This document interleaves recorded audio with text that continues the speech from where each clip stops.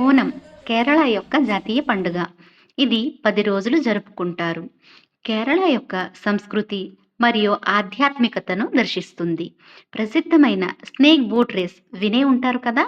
అది ఈ సమయంలోనే జరుపుకుంటారు. 10 రోజులు పోకోలం అంటే పువ్వులతో రంగవల్లులు వేసి అలంకరిస్తారు. మొదటి రోజు మొదలుపెట్టి 10వ రోజు వరకు కొనసాగిస్తారు. కేరళ యొక్క ప్రత్యేకమైన వంటకాలు చేసి అరటి ఆకులో సర్వ్ చేస్తారు. సుమారు 25కి పైగా వంటకాలు ఉంటాయి. దీన్ని సాద్య అంటారు.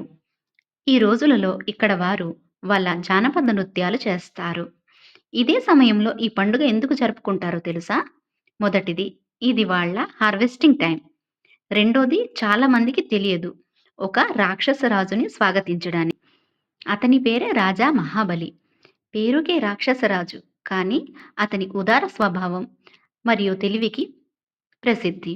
అతను విష్ణుమూర్తి యొక్క పెద్ద భక్తుడు.